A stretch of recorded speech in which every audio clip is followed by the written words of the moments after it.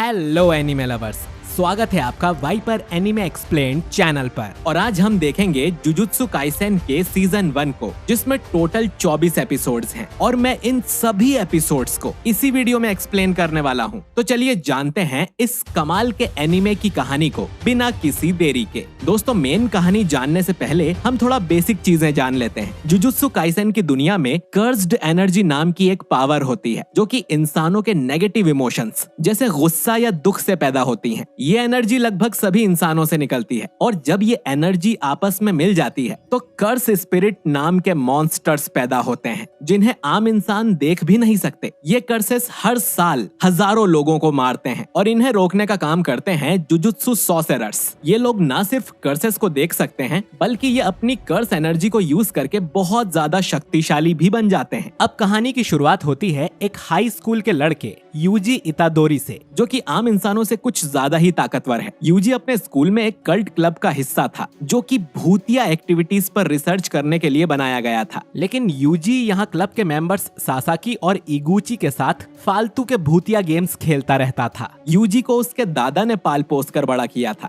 जो कि अब हॉस्पिटल में अपनी आखिरी सांसें गिन रहे थे और यूजी को जब भी टाइम मिलता था वो उनसे मिलने हॉस्पिटल पहुंच जाता था, जिससे उसके दादा खुश नहीं थे और वो यूजी को अपना टाइम ना वेस्ट करने की सलाह देते हैं। हमें पता चलता है कि यूजी के दादाजी के कोई और फ्रेंड और फैमिली नहीं थे जो कि आखिरी समय में उनके साथ हों। जाने से पहले वो यूजी को एक इम्पोर्टेंट मैसेज देते हैं। वो अपनी ताकत से जितने हो सके उतने लोगों की मदद करे और उसकी तरह अकेला ना मरे। और इतना कहते ही यूजी के दादाजी की डेथ हो जाती है। यूजी को इससे ज्यादा बुरा नहीं लगता क्योंकि वो इसके लिए रेडी था। कुछ ही देर में एक जुजुत्सु सॉर्सरर यूजी से मिलने आता है जिसका नाम मेगुमी फुशिगिरो था। मेगुमी एक कर्स्ड ऑब्जेक्ट को ढूंढने निकला था जो कि उसके हिसाब से यूजी के पास है। दोस्तों, हजारों साल पहले रियोमेन सुकुना नाम का एक इविल सॉर्सरर हुआ करता था जो कि सबसे शक्तिशाली था और जब वो मरा था तो उसकी आत्मा 20 उंगलियों में बट गई थी और हर एक फिंगर में बहुत ज्यादा कर्स्ड एनर्जी भरी हुई है। ऐसी ही एक फिंगर को बॉक्स में सील करके यूजी के स्कूल में रखा गया था और मेगुमी उसी बॉक्स को लेने आया है। यूजी बताता है कि उसे ये बॉक्स मिला था लेकिन वो उसने अपने क्लब वाले दोस्तों को दे दिया था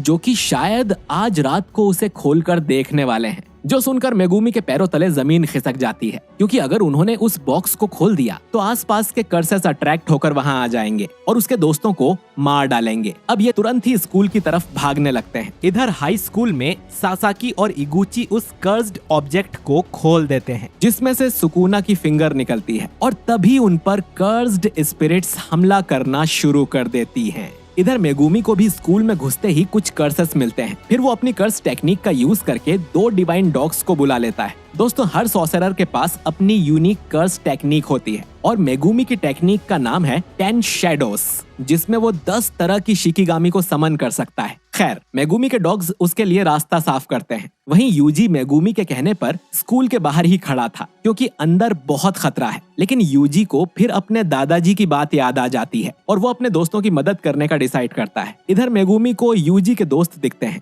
जिन्हें एक कर्स्ड स्पिरिट खाने की कोशिश कर रही थी और वो कर्स्ड ऑब्जेक्ट भी उनके पास ही था। अब मेगुमी समझ जाता है कि बहुत देर हो गई है कि तभी कांच तोड़कर वहां पर यूजी पहुंच जाता है और अपनी सुपर ह्यूमन स्ट्रेंथ से उस स्पिरिट को मारकर अपने दोस्तों को बचा लेता है। ये पहली बार था जब यूजी ने किसी स्पिरिट को देखा था। अब यूजी उस फिंगर के बारे में पूछता है जिस पर मेगुमी बताता है कि स्पिरिट्स सुकुना की फिंगर की तरफ इसीलिए आ रही थी क्योंकि इसे खाने से उनके अंदर बहुत ज्यादा पावर आ जाएगी। तभी इन पर अब तक का सबसे बड़ा कर्स अटैक होता है और इससे लड़ने में मेगुमी की भी हालत खराब हो जाती है। और इससे पहले कि वो कर्स मेगुमी को मार पाता, यूजी इस फाइट में कूद पड़ता है और इस कर्स्ड स्पिरिट से लड़ने लगता है। भले ही यूजी के पास कमाल की ताकत थी लेकिन एक नॉर्मल ह्यूमन बीइंग बिना किसी कर्स्ड एनर्जी के कर्स्ड स्पिरिट को नहीं मार सकता। इसीलिए जब ये मॉन्स्टर यूजी को खाने वाला था तब यूजी सुकुना की फिंगर निगलने का फैसला करता है जिससे उसकी पावर बढ़ जाए। लेकिन यूजी ये नहीं जानता था कि ये फिंगर इंसानों के लिए जहरीली है।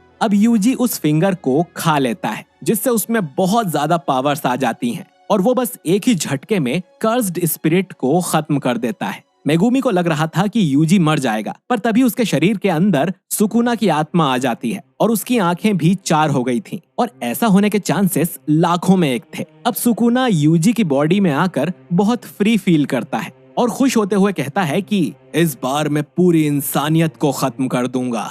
लेकिन तभी किसी तरह यूजी अपनी बॉडी पर वापस कंट्रोल पा लेता है और यूजी की इस विल पावर को देखकर सुकुना भी हैरान हो जाता है। मेगुमी अब सुकुना को ऐसे ही नहीं छोड़ सकता है और वो डिसाइड करता है कि वो यूजी को मार देगा। फिर मेगुमी अपने सबसे पावरफुल शिकिगामी को बुलाने लगता है, जिस पर मेगुमी का कोई कंट्रोल नहीं है और वो न सिर्फ यूजी को बल्कि मेगुमी को भी मार डालेगा। लेकिन मेगुमी खुद को कुर्बान करने के लिए तैयार था। लेकिन तभी वहाँ पर उसका टीचर सातोरू गोजो आ जाता है, जो कि इस दुनिया का सबसे पावरफुल इंसान है क्योंकि उसके पास लिमिटलेस कर्स एनर्जीज हैं। गोजो ये देखकर हैरान था कि सुकुना की उंगली खाने के बाद भी यूजी जिंदा है और पूरी तरह से कंट्रोल में है। अब जुजुत्सु रूल्स के मुताबिक कोई भी इंसान जो कर्स्ड ऑब्जेक्ट खा लेता है उसे तुरंत मरना होगा, पर गोजो ये देखना चाहता था कि यूजी सुकुना पर कंट्रोल कर सकता है या नहीं। इसीलिए वो यूजी को सुकुना के साथ स्विच करने को बोलता है, जिसके बाद सुकुना गोजो पर हमला कर देता है। लेकिन गोजो अपनी कमाल की स्पीड से सुकुना के सारे हमलों से बच जाता है। थोड़ी देर बाद यूजी आराम से अपनी बॉडी पर वापस कंट्रोल कर लेता है, जिसके बाद गोजो उसे बेहोश कर देता है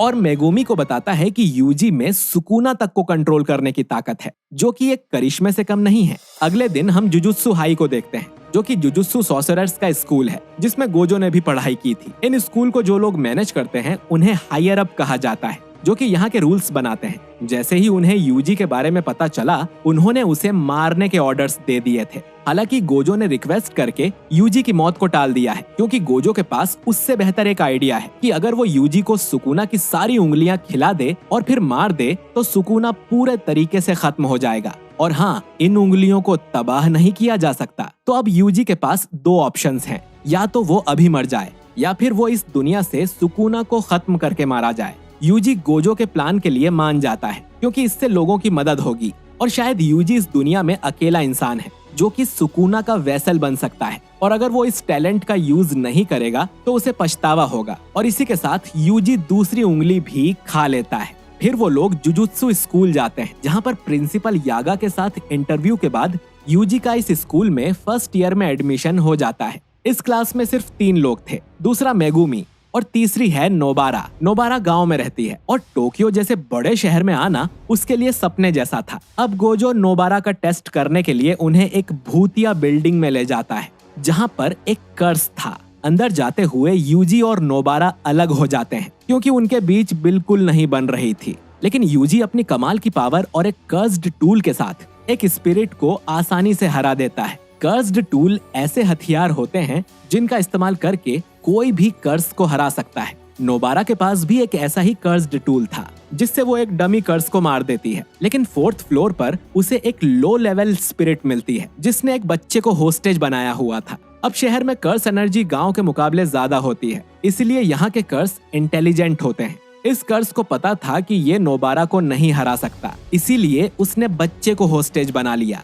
अब नोबारा को सरेंडर करना पड़ता है, लेकिन तभी वहाँ पर यूजी दीवार तोड़कर आ जाता है, जो देखकर स्पिरिट और नोबारा दोनों ही शॉक हो जाते हैं। यूजी जल्दी से बच्चे को बचा लेता है और नोबारा अपनी पावर्स का यूज करके उस कर्स को मार देती है। अब नोबारा यूजी को थैंक्स बोलती है और हमें पता चलता है कि जब नोबारा छोटी थी तो उनके गांव में एक टोक्यो की फैमिली रहने आई थी, लेकिन लोकल्स उन्हें बिल्कुल पसंद नहीं करते थे, इसीलिए उन्हें मजबूरी में वापस टोक्यो जाना पड़ा। उस फैमिली की एक लड़की से नोबारा की बहुत अच्छी दोस्ती हो गई थी और तभी से नोबारा को अपने गांव से नफरत हो गई थी और वो टोक्यो आना चाहती थी। इसीलिए वो सॉर्सरर बनकर यहाँ आ गई, ताकि शायद कभी उसकी मुलाकात उस लड़की से हो जाए। कुछ समय बाद जुजुत्सु स्कूल का असिस्टेंट मैनेजर कियोटाका यूजी, मेगुमी और नोबारा को एक बहुत डेंजरस मिशन पर भेजता है, जिसमें उनका सामना एक स्पेशल ग्रेड के कर्स से हो जाता है। दोस्तों, सभी स्पिरिट्स को ग्रेड्स में नापा जाता है। ग्रेड 4 के स्पिरिट्स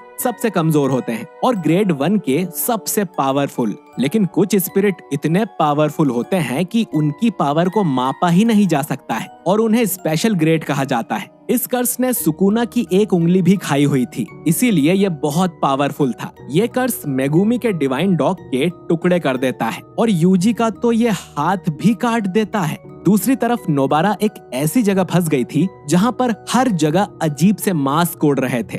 अब मेगुमी और यूजी दोनों ही समझ गए थे कि वो इस स्पिरिट को नहीं हरा सकते। यूजी सुकुना से भी हेल्प मांगता है, लेकिन सुकुना कहता है कि अगर वो बाहर आया तो यहाँ मौजूद उसके दोस्तों को भी मार देगा। इसीलिए यूजी मेगुमी से रिक्वेस्ट करता है कि वो नोबारा को लेकर यहाँ से चला जाए। मेगुमी मान जाता है और नोबारा को बचाने निकल पड़ता है। नोबारा उस कर्स को मार मार कर परेशान हो गई थी, लेकिन तभी मेगुमी वहाँ पहुंचकर अपने फ्रॉग शिकिगामी से उसे बचा लेता है। इसके बाद वो लोग वहाँ से निकल जाते हैं। नोबारा को हॉस्पिटल ले जाया जाता है, लेकिन मेगुमी यूजी के लिए यहीं रुकता है। बिल्डिंग के अंदर यूजी सुकुना को अपनी बॉडी का कंट्रोल दे देता है, जिससे सुकुना आसानी से उस स्पेशल ग्रेड के कर्स को मार देता है और उसके पास से अपनी उंगली भी ले लेता है। लेकिन हम देखते हैं कि पहले की तरह यूजी अपनी बॉडी पर कंट्रोल नहीं कर पा रहा था, यानी कि अब सुकुना जो चाहे वो कर सकता है। सुकुना पहले तो अचानक से मेगुमी के पास आ जाता है और फिर सुकुना यूजी की बॉडी में से उसका दिल बाहर निकाल लेता है, ताकि अगर यूजी वापस कंट्रोल ले ले तो उसकी तुरंत ही मौत हो जाए। ऊपर से सुकुना अपनी एक और उंगली खा लेता है, जिससे उसकी पावर और बढ़ जाती है। साथ ही रिवर्स कर्स टेक्निक से सुकुना यूजी का कटा हुआ हाथ वापस उगा देता है। अब सुकुना और मेगुमी के बीच लड़ाई शुरू हो जाती है, जिसमें सुकुना मेगुमी की हालत खराब कर देता है और उसके एक स्नेक शिकिगामी को भी फोड़ देता है, जिसे अब वो कभी यूज नहीं कर पाएगा। लेकिन लड़ाई के दौरान सुकुना मेगुमी की टेक्निक से इम्प्रेस हो जाता है और कहता है कि उसकी 10 शैडो टेक्निक्स में इतना दम था कि वो अकेले उस स्पेशल ग्रेड को हरा सकता था। अब मेगुमी को पता था कि वो सुकुना से नहीं जीत सकता, इसीलिए वो फिर से खुद को कुर्बान करने के लिए रेडी हो जाता है और अपने सबसे खतरनाक शिकिगामी को बुलाने लगता है, जो कि उसे और सुकुना दोनों को मार देगा। मेगुमी बोलता है कि उसने यूजी को इसीलिए बचाया था क्योंकि वो अच्छे लोगों को मरते हुए नहीं देखना चाहता था और वो अपने फैसले पर कभी नहीं पछताएगा। ये सारी चीजें यूजी सुन लेता है और सुकुना से अपना कंट्रोल वापस ले लेता है और क्योंकि उसका दिल उसके शरीर से बाहर था तो यूजी की वहीं मौत हो जाती है। जिसके बाद टोक्यो में हम एक अजीब से बंदे के साथ 3 कर्स्ड स्पिरिट्स को देखते हैं, जो कि सुकुना की उंगलियों के बारे में बात करते हैं और एक कैफे में जाते हैं। ये लोग असल में दुनिया पर राज करना चाहते थे, जिसके लिए इन्हें 2 काम करने होंगे। गोजो को रास्ते से हटाना होगा और सुकुना को अपनी तरफ करना होगा। दूसरी तरफ गोजो कियोटाका से स्कूल के हॉस्पिटल में मिलता है और गोजो बहुत गुस्से में था क्योंकि फर्स्ट ईयर्स को स्पेशल ग्रेड से लड़ने भेजना कोई इत्तेफाक नहीं था। ये उसके हायर अप्स की चाल थी ताकि वो यूजी को मार सके और इसीलिए गोजो को इतना गुस्सा आ रहा था कि वो अपने हायर अप्स को ही मारने का सोचने लगता है। लेकिन असल में यूजी पूरी तरह से नहीं मरा था। हर सॉर्सरर के माइंड में एक इन्नेट डोमेन करके जगह होती है, तो उसकी सोल सुकुना के इन्नेट डोमेन में आ जाती है ताकि मरने से पहले वो सुकुना से बात कर सके। यहाँ दोनों की फाइट होती है, जिसमें सुकुना बड़े आराम से यूजी को हरा देता है। अब सुकुना यूजी के आगे एक डील ऑफर करता है, जिसमें वो यूजी के हार्ट को हील करके उसे वापस जिंदा कर देगा, लेकिन इसके बदले में उसकी 2 कंडीशंस हैं। पहली कंडीशन कि जब भी सुकुना चाहेगा वो यूजी की बॉडी का कंट्रोल ले सकता है, सिर्फ 1 मिनट के लिए, और उसे एक्सटेंशन वर्ड बोलना होगा। दूसरी कंडीशन कि यूजी भूल जाएगा कि उनके बीच ऐसी कोई डील हुई थी। यूजी इस डील के लिए मान जाता है, लेकिन एक शर्त पर कि सुकुना उन 60 सेकंड्स में किसी भी इंसान को हर्ट नहीं करेगा। सुकुना को इससे कोई दिक्कत नहीं थी और वो दोनों ही एक बाइंडिंग वाउ लेते हैं। ये एक कॉन्ट्रैक्ट की तरह है जिसे इन दोनों में से कोई भी नहीं तोड़ सकता और सुकुना इस डील के लिए इसीलिए माना था क्योंकि वो मेगुमी के साथ कुछ करने वाला है। खैर, फिर हमें हॉस्पिटल दिखाया जाता है। कियोटाका गोजो से पूछता है कि वो टीचर क्यों बन गया। गोजो उसे समझाता है कि जुजुत्सु वर्ल्ड में करप्शन बहुत ज्यादा बढ़ गया है और यूजी की डेथ उसी का रिजल्ट है। वो सभी हायर अप्स को मार सकता है,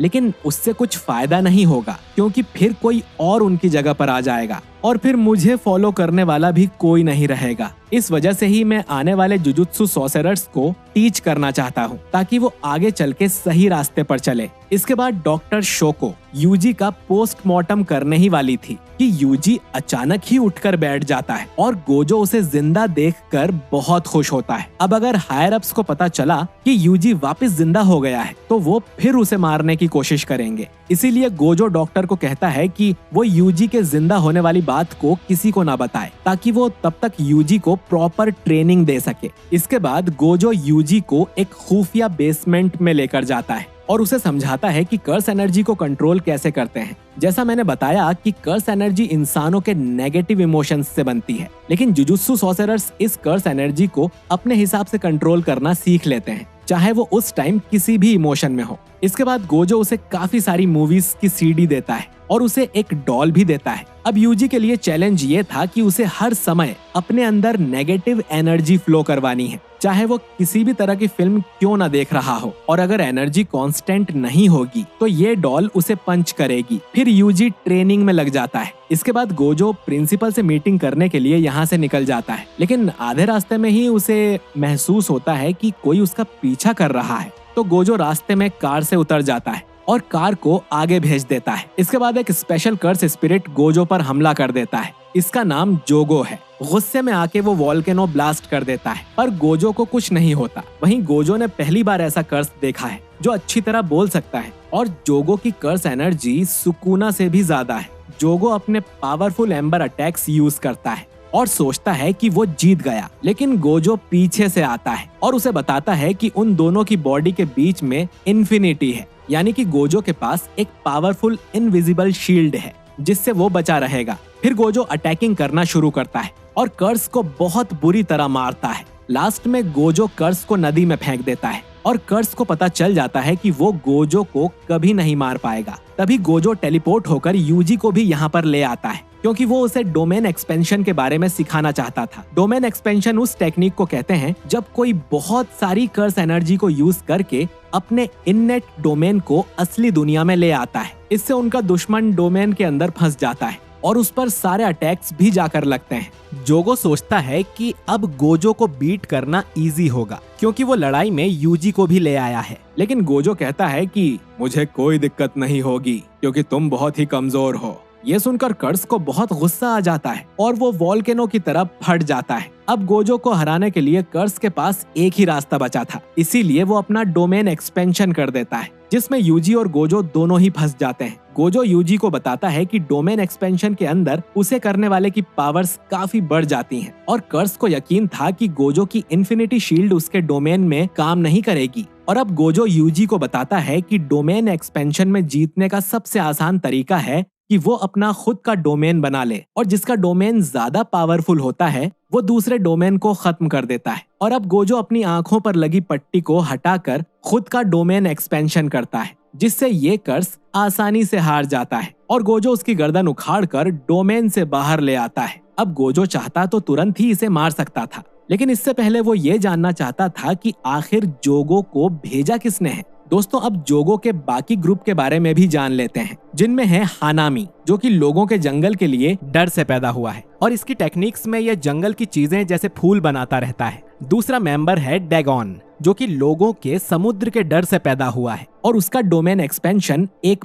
बीच है। इसके बाद है माहितो, जो कि ग्रुप का लीडर है और ये इंसानों की आपस में नफरत से पैदा हुआ था, और अपनी टेक्निक से ये इंसानों की सोल को खतरनाक तरीकों से मैनिपुलेट कर सकता है। और इस टीम का आखिरी मेंबर है गेतो, जो कि एक इंसान है और जुजुत्सु सॉर्सरर है। बल्कि गेतो एक टाइम पर गोजो का बेस्ट फ्रेंड भी हुआ करता था, लेकिन फिलहाल सबको लगता है कि गेतो मर चुका है। खैर, इधर हानामी और गेतो दूर से जोगो की फाइट देख रहे थे और हानामी जोगो की मदद करने का डिसाइड करता है। वो अपनी टेक्निक से वहाँ एक बड़ा फूलों का बगीचा बना देता है, जिससे यूजी और गोजो डिस्ट्रैक्ट हो जाते हैं। और इन सब के बीच हानामी तुरंत ही जोगो का सिर उठाकर यहाँ से भाग जाता है। वो लोग फिर अपने अड्डे पर आते हैं, जो कि एक डोमेन है, और इन्हें समझ आ गया था कि ये लोग खुद से तो गोजो को कभी नहीं हरा सकते। ये तो भी इनसे यही कह रहा था, लेकिन उसके पास एक प्लान था कि वो गोजो को प्रिजन रेल्म में कैद कर दे, जो कि एक कर्स्ड ऑब्जेक्ट है जो अपने टारगेट को एक दूसरे डायमेंशन में कैद कर लेता है। पर उन्हें 31 अक्टूबर तक वेट करना होगा।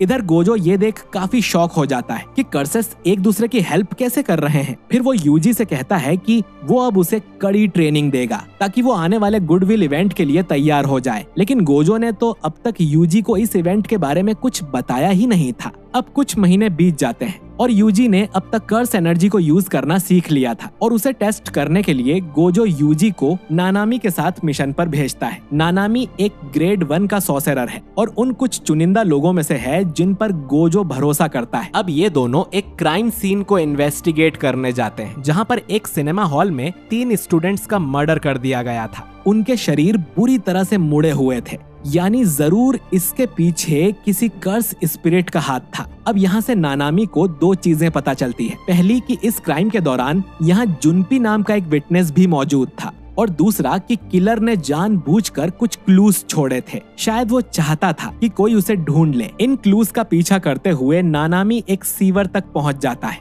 जहां पर उसकी मुलाकात माहितो से होती है, जिसने उन 3 बच्चों को मारा था। माहितो अपनी टेक्निक से इंसानों पर एक्सपेरिमेंट करता रहता है और वो इंसानों के शरीर को अपने हिसाब से तोड़ मरोड़ सकता है। और उसने नानामी को भी यहाँ इसीलिए बुलाया था क्योंकि वो देखना चाहता था कि वो जुजुत्सु सॉर्सरर को ट्रांसफॉर्म कर सकता है या नहीं, क्योंकि जिनको भी वो ट्रांसफॉर्म कर सकता है वो ज्यादा देर जिंदा नहीं रहते। साथ ही माहितो खुद के शरीर को भी चेंज कर सकता है। अब इन दोनों में बहुत कमाल की फाइट होती है और नानामी की पावर थी कि वो अपने दुश्मन के वीक पॉइंट को पहचान कर उस पर हमला करता था। पर इन दोनों की फाइट में कोई भी नहीं जीतता, क्योंकि माहितो मलबे के नीचे दब जाता है और नानामी को वहां से भागना पड़ता है। इसी समय यूजी को उस विटनेस के पास पूछताछ करने भेजा गया था और उसे पता चलता है कि ये लड़का जुनपी भी कर्सेस को देख सकता है और उन लड़कों का मर्डर उसकी आंखों के सामने ही हुआ था। लेकिन जुनपी को इस बात का कोई दुख नहीं था। असल में वो तीनों लड़के जुनपी के स्कूल में ही पढ़ते थे और उसे रोज मारा पीटा करते थे। उन्होंने जुनपी की लाइफ नर्क जैसी कर दी थी। मर्डर के बाद माहितो जुनपी से मिला था क्योंकि वो उसके काम आ सकता है। जैसे हमने जाना था कि इनका दूसरा गोल है सुकुना को अपनी तरफ करना,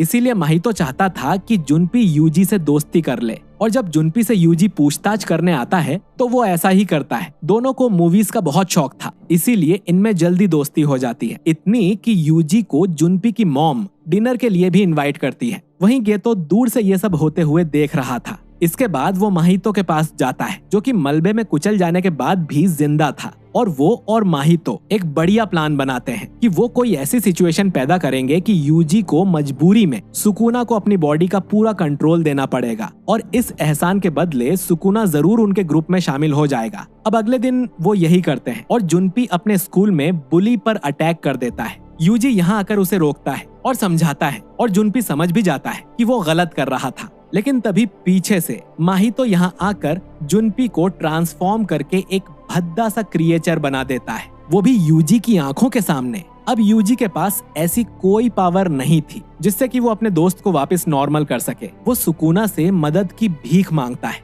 और बदले में वो सुकुना को अपनी बॉडी का पूरा कंट्रोल दे देगा, ठीक जैसा माहितो चाहता था। लेकिन सुकुना इस डील को लेने से मना कर देता है। इसका पहला रीजन ये था कि उसे यूजी को ऐसे तड़पते हुए देखने में खुशी मिल रही थी। दूसरा रीजन कि उन्होंने ऑलरेडी एक डील की हुई है जिससे सुकुना जब चाहे तब बाहर आ सकता है, पर यूजी को वो डील याद नहीं थी। और तीसरा रीजन कि सुकुना को नहीं पता कि उसकी रिवर्स कर्स टेक्निक से वो जुनपी को ठीक कर पाएगा भी या नहीं, क्योंकि माहितो ने उसकी सोल ही डिफॉर्म कर दी थी। इसीलिए सुकुना यूजी की हेल्प नहीं करता है और जुनपी की वहीं पर मौत हो जाती है, जिससे यूजी बहुत ही ज्यादा गुस्सा हो जाता है और अब उसे माहितो से बदला लेना था। इन दोनों में जमकर फाइट होने लगती है और इनकी फाइट के दौरान हमें दो चीजें पता चलती हैं। अब क्योंकि यूजी के शरीर में 2 सोल्स मौजूद हैं, तो माहितो की टेक्निक का उस पर कोई भी असर नहीं होता और वो माहितो की सोल को भी चोट पहुंचा सकता है, जो कि नानामी भी नहीं कर पाया था। और तभी फाइट के दौरान नानामी भी यहाँ आ जाता है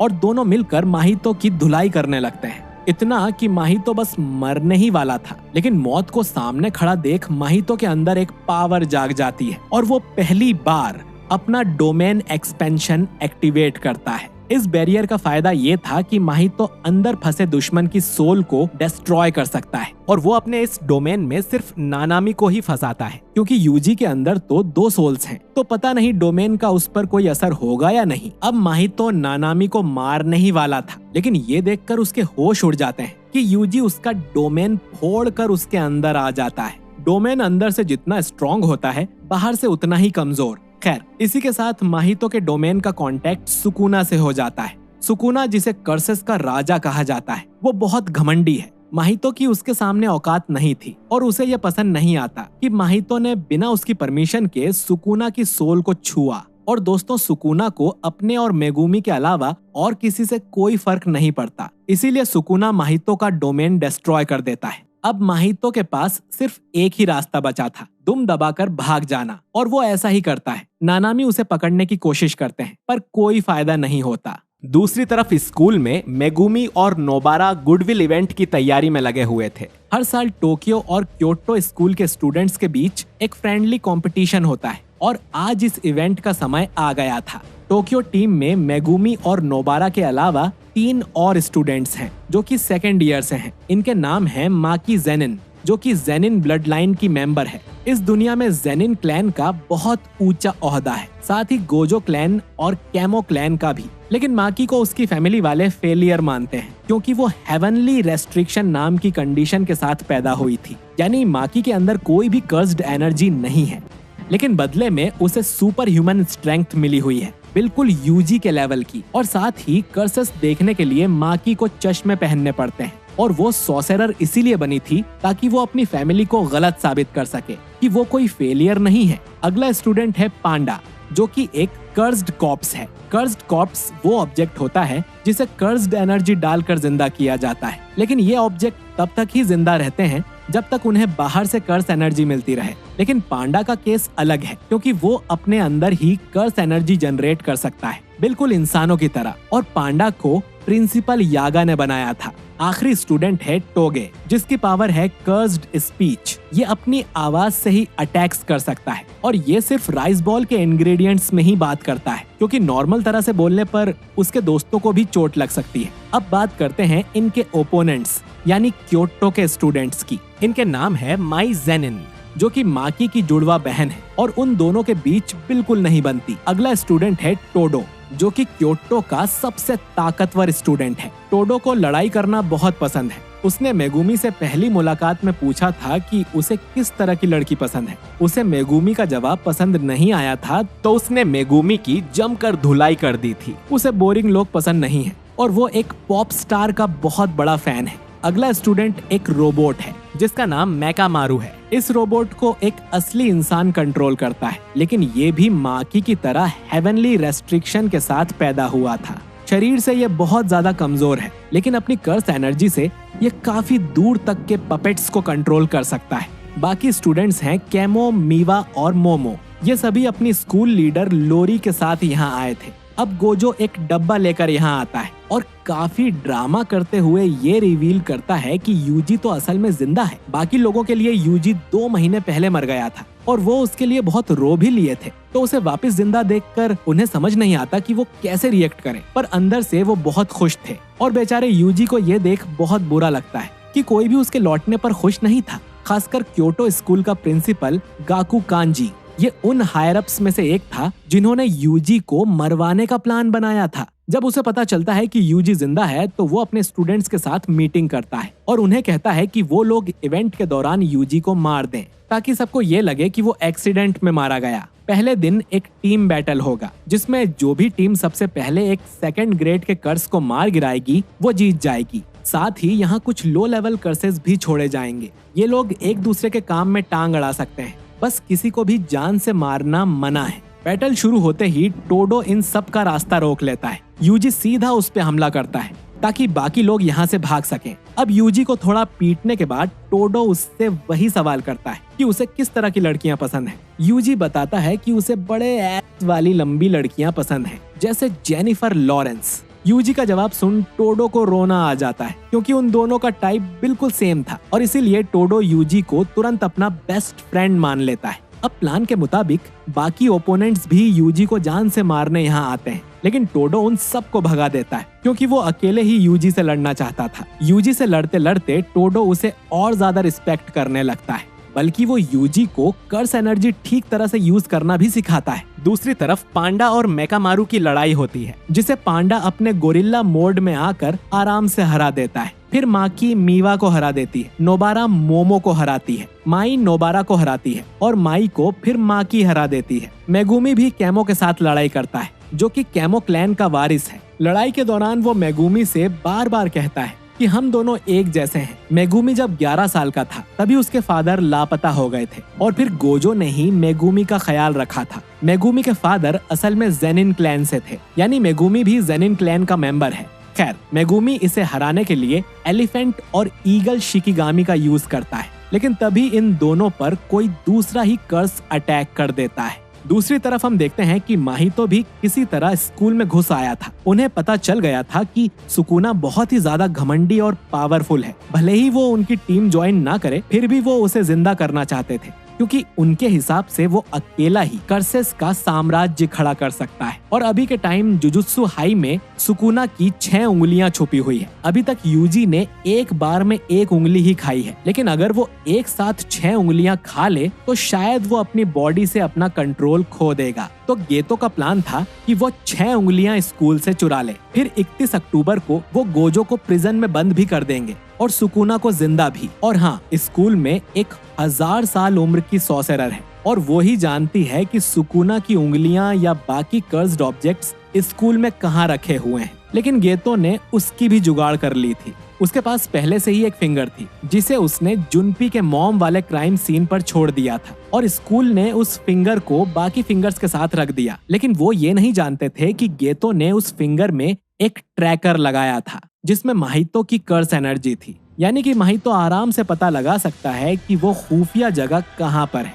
और अब बाकी सबका ध्यान भटकाने के लिए हानामी स्टूडेंट्स पर हमला कर देता है। मेगुमी, कैमो और इनुमाकी मिलकर भी हानामी का कुछ नहीं बिगाड़ पाते। इसके बाद माकी भी यहाँ इनकी मदद करने आ जाती है और वो अपने साथ कुछ स्पेशल ग्रेड के टूल्स भी लाई थी, पर फिर भी हानामी इनकी बैंड बजा देता है। और तब यूजी और टोडो दबंग स्टाइल में एंट्री मारते हैं और हमें टोडो की कर्स टेक्निक के बारे में पता चलता है। टोडो अपने हाथों से ताली बजाकर किसी के भी साथ अपनी जगह स्विच कर सकता है, यूजी के साथ भी और हानामी के साथ भी। तो इसी तरह ये लोग जगह बदल कर हानामी को बहुत कंफ्यूज करते हैं और उसकी धुलाई कर देते हैं। और यूजी ने टोडो की मदद से ब्लैक फ्लैश नाम का अटैक करना भी सीख लिया था, जो कि बहुत कम सॉर्सरर कर पाते हैं और इससे अटैक की पावर डबल हो जाती है। अब इन दोनों ने हानामी की हालत इतनी बुरी कर दी थी कि वो अपना डोमेन एक्सपेंशन करने लगता है। लेकिन उससे पहले ही गोजो की यहाँ एंट्री हो जाती है। तो चलिए जानते हैं कि अब तक गोजो कहाँ था।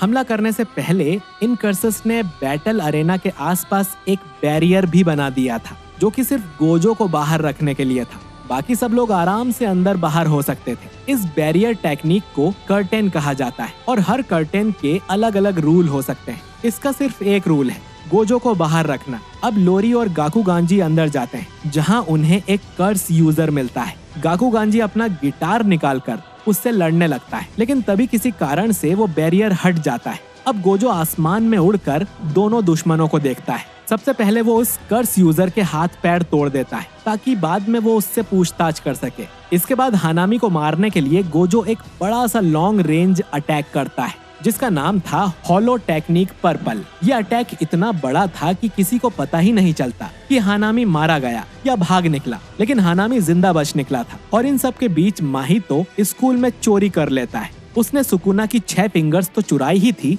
साथ में 3 डेथ पेंटिंग्स भी चुरा ली थी। अब इस कांड के बाद गोजो को एक बात तो समझ आ गई थी कि इनके बीच कोई खबरी छुपा हुआ है, जो कि इन कर्सेस को सारी इन्फॉर्मेशन दे रहा है। इसी के साथ इनका गुडविल इवेंट भी कैंसिल किया जाना था, लेकिन टोडो सारे स्टूडेंट्स को मना लेता है कि उन्हें कंपटीशन कंटिन्यू रखना चाहिए। और दूसरे दिन ये सब मिलकर बेसबॉल मैच खेलते हैं, जो कि गोजो का आइडिया था, जिसमें यूजी आराम से अपनी टीम को जितवा देता है। अब वैसे तो हायर अप्स अब भी यूजी को मरवाना चाहते थे, लेकिन प्रिंसिपल यागा गाकुगांजी को कन्विंस कर लेता है कि वो यूजी का पीछा छोड़ दे, क्योंकि यूजी काफी टैलेंटेड है और फ्यूचर में लोगों की काफी मदद कर सकता है। करीब एक हफ्ते बाद यूजी, मेगुमी और नोबारा को एक नए मिशन पर भेजा जाता है। असल में 4 लोगों की रहस्यमय तरीके से मौत हो गई थी और ये चारों एक ही मिडिल स्कूल में क्लासमेट हुआ करते थे। जब ये लोग इनके मिडिल स्कूल में इन्वेस्टिगेट करने जाते हैं तो इन्हें पता चलता है कि मेगुमी भी यहीं पढ़ा करता था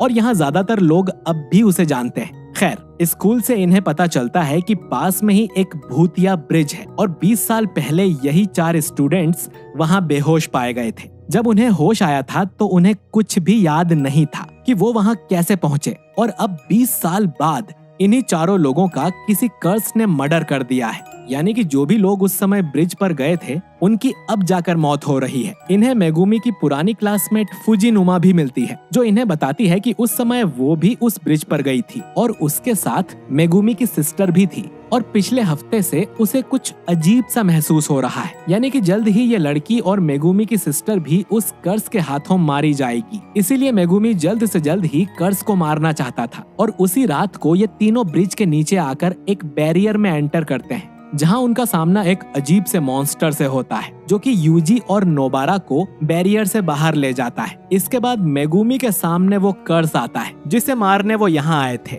इस कर्स ने काफी टाइम पहले सुकुना की एक फिंगर को निगला था, लेकिन तब उसकी फिंगर्स इतनी पावरफुल नहीं थी। लेकिन जब यूजी ने सुकुना की फिंगर खाकर उसकी सोल को जगाया था, तभी से उसकी बाकी फिंगर्स भी एक्टिवेट हो गई हैं। और इसीलिए अब जाकर ये कर्स उन स्टूडेंट्स को मार रहा है। अब ये स्पिरिट बहुत ज्यादा ताकतवर है, इसीलिए मेगुमी एक बार फिर से खुद को कुर्बान करने के लिए तैयार हो जाता है। लेकिन फिर उसे सुकुना और गोजो की कही बातें याद आ जाती है। सुकुना ने उसे कहा था कि मेगुमी में इतना पावर है कि वो स्पेशल ग्रेड कर्स को मार सकता है। वहीं गोजो ने भी मेगुमी को समझाया था कि उसे दूसरों की चिंता छोड़कर खुद की पावर पर ध्यान देना चाहिए। इसीलिए अब मेगुमी अपनी पूरी जान लगा देता है और पहली बार अपना डोमेन एक्सपेंशन करता है। सिर्फ हाई लेवल के सॉर्सरर ही ये ठीक से कर सकते हैं, इसीलिए मेगुमी का डोमेन कंप्लीट नहीं था। खैर, इस डोमेन के अंदर मेगुमी खुद के और अपने शिकिगामी के क्लोन्स बना सकता है, जिससे कर्स को बहुत दिक्कत होती है। और आखिर में मेगुमी का डिवाइन डॉग इस कर्स स्पिरिट को मार देता है और उसके अंदर से सुकुना की फिंगर भी निकाल लेता है। यानी कि अब मेगुमी की सिस्टर या बाकी लोग इस कर्स से नहीं मरेंगे। लेकिन मेगुमी की सिस्टर पर पहले से ही एक और कर्स लगा हुआ था, जिसकी वजह से वो कोमा में है। खैर, यहाँ से कुछ दूर यूजी और नोबारा उस मॉन्स्टर और उसके बड़े भाई से लड़ते हैं। करीब 150 साल पहले एक एविल सॉर्सरर हुआ करता था जो कि काफी घिनौने एक्सपेरिमेंट्स करता था। उसने 9 ऐसे क्रिएचर पैदा किए जो आधे इंसान और आधे कर्स थे और इन्हें ही डेथ पेंटिंग्स कहा जाता है। ये सभी तभी से जुजुत्सु हाई में रखे हुए थे, लेकिन चोरी के दौरान माहितो ने 3 डेथ पेंटिंग्स को चुरा लिया था और फिर गेतो की मदद से उन तीनों को नए शरीर में डाल दिया था। ये तीनों एक दूसरे को भाई मानते हैं और इन्हें सिर्फ अपनी ही चिंता है। इन्हें इंसानों या कर्स से कोई मतलब नहीं है, लेकिन फिर भी ये माहितो की मदद करने को मान जाते हैं, क्योंकि जिस तरह की दुनिया माहितो बनाना चाहता है उसमें ये लोग शांति से रह पाएंगे। इसके बाद एजो और काजिजू को ब्रिज के पास सुकुना की फिंगर लेने भेजा गया था, लेकिन अब उनका सामना यूजी और नोबारा से हो गया है। ये दोनों यूजी और नोबारा के अंदर पॉइजन डाल देते हैं, जिससे उनका शरीर सड़ने लगेगा। लेकिन नोबारा अपनी रेजोनेंस टेक्निक से उनको भी वही दर्द फील करवाती है जो उसे हो रहा था। वहीं यूजी पर किसी भी जहर का असर नहीं होता, क्योंकि वो कर्सेस के राजा सुकुना का वेसल है। अब काजिसू अपने भाई को मरता देख नोबारा से पॉइजन हटा देता है। इसके बाद यूजी और नोबारा मिलकर इन दोनों भाइयों को मार देते हैं। जब इनकी बॉडी गायब नहीं होती तब इन्हें पता चलता है कि ये कोई कर्स नहीं थे, बल्कि इंसानों की तरह ही जिंदा थे। इसके बाद यूजी को बुरा लगता है कि उन्होंने 2 जिंदा लोगों को मार दिया। यूजी को पता है कि लाइफ की वैल्यू क्या होती है और उसने ये फैसला भी लिया था कि वो किसी की जान नहीं लेगा। इधर इनका तीसरा बड़ा भाई चोजो ये सेंस कर लेता है कि उसके दोनों भाइयों की मौत हो गई है और गेतो को भी तुरंत अपने खबरी से ये पता लग जाता है कि यूजी और नोबारा ने उन दोनों को मार दिया। खैर, यूजी और नोबारा वापस मेगुमी के पास जाते हैं। मेगुमी यूजी को सुकुना की फिंगर देता है, लेकिन सिर्फ संभाल के रखने के लिए। लेकिन सुकुना यूजी के हाथ में से ही उस फिंगर को निगल जाता है। खैर, आज इन तीनों ने एक एक स्पेशल ग्रेड लेवल के कर्स को मारा था, जो कि काफी बड़ी बात है। कुछ दिनों तक ये बात फैलने लगती है, जिसके लिए गोजो काफी खुश था। इसके बाद टोडो यूजी, नोबारा और मेगुमी के लिए रिकमेंडेशन यानी सिफारिश भी करता है कि उन्हें फर्स्ट ग्रेड में डाल दिया जाए, और गोजो अपनी एक फ्रेंड मिमी को रिश्वत देता है, जिससे वो भी माकी और पांडा की सिफारिश करती है उन्हें फर्स्ट ग्रेड सॉर्सरर बनाने के लिए। अब सेकेंड ईयर के स्टूडेंट और कड़ी ट्रेनिंग करने लगते हैं, क्योंकि फर्स्ट ईयर के स्टूडेंट्स उनसे बड़े बड़े कारनामे कर रहे थे। अब टेक्निकली जो वो 4 लोग मरे थे उसका रीजन यूजी था। ना वो सुकुना की फिंगर खाता, ना वो ब्रिज वाला कर्स एक्टिवेट होता। लेकिन मेगुमी और नोबारा डिसाइड करते हैं कि वो ये बात यूजी को नहीं बताएंगे, वरना वो इसका जिम्मेदार खुद को ही मानेगा। लेकिन सुकुना की वजह से यूजी को ऑलरेडी ये बात पता थी और वो ये मेगुमी को नहीं बताना चाहता, वरना उसे फिर से पछतावा होगा यूजी की जान बचाने के लिए। एपिसोड के आखिर में ये तीनों शॉपिंग करने निकलते हैं। तभी इन्हें गोजो का कॉल आता है, जो इन तीनों को एक टॉप सीक्रेट मिशन पर जाने को बोलता है। तीनों इसके लिए तैयार थे और जुजुत्सु काइसेन का सीजन 1 यहीं पर एंड हो जाता है। दोस्तों जुजुत्सु काइसेन का सीजन 2 6 जुलाई से शुरू होने वाला है। अगर आप चाहते हैं कि मैं उसे भी एक्सप्लेन करूं तो कमेंट करके जरूर बताइए। बाकी वीडियो अच्छा लगा है तो इसे लाइक और शेयर कीजिए, और अगर आप हमारे चैनल वाइपर एनीमे एक्सप्लेन्ड पर नए हैं तो हमारे चैनल को सब्सक्राइब करके बेल आइकन जरूर दबाइए। बाकी मैं मिलता हूं आपसे बहुत ही जल्द एक नए वीडियो के साथ। शुक्रिया।